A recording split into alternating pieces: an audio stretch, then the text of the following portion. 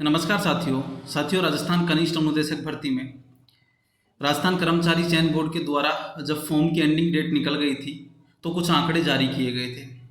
लगभग 20 ट्रेडों पे भर्ती आई थी, उसमें कुछ आंकड़े जारी किए जिनमें एक वायरमैन ट्रेड थी। उसमें राजस्थान कर्मचारी चयन बोर्ड के अध्यक्ष जी द्वारा एक ट्वीट किया गया और उसमें जानकारी दी गई कि 2548 फॉर्म भरे गए हैं जो कि 90 पदों पे थे। लेकिन जब हाल ही में जब कल वापस अध्यक्ष साहब ने एग्जाम डेट बताई और उसके साथ आंकड़े जारी किए, उसमें 2602 फॉर्म बताए गए हैं। 50 लोगों का डिफरेंस है। आखिर ये कैसे हो सकता है, ये कैसे पॉसिबल है?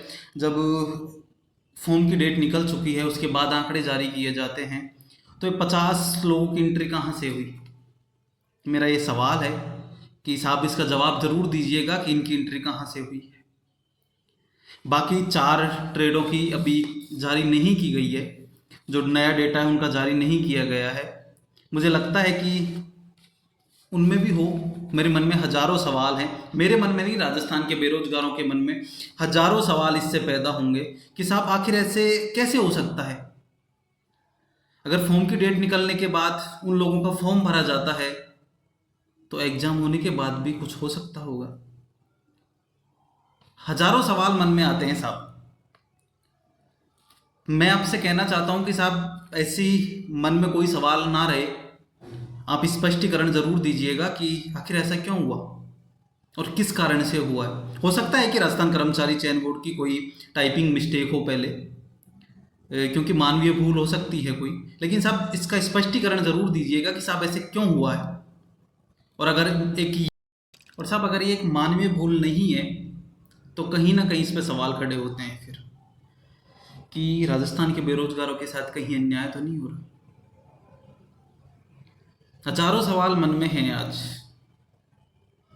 सुबह से जब मैंने इस पे ध्यान दिया तो मुझे पता चला कि साहब ऐसी कोई जानकारी है जो शायद मैं आपके संज्ञान में लाऊं, और मुझे पूरी उम्मीद है कि इस पे आप ध्यान दोगे और जल्दी राजस्थान के बेरोजगारों के सामने इसका स्पष्टीकरण दोगे कि साहब ऐसे कैसे हुआ।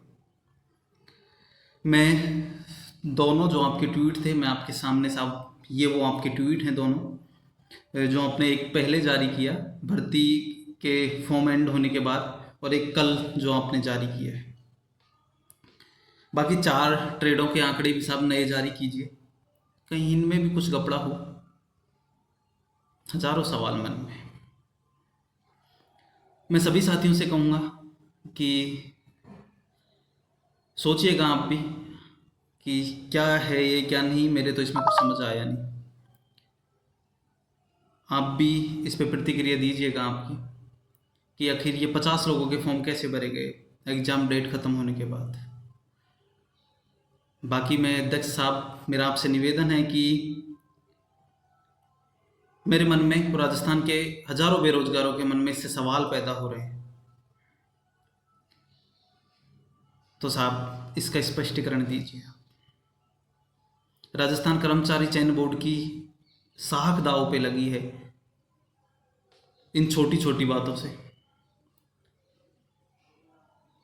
हमें आप पे पूरा विश्वास है कि जब से आप राजस्थान कर्मचारी चयन बोर्ड में आए हो कुछ गलत नहीं होने देंगे, लेकिन साहब मानवीय भूल हो सकती है या फिर कुछ और हो सकता है।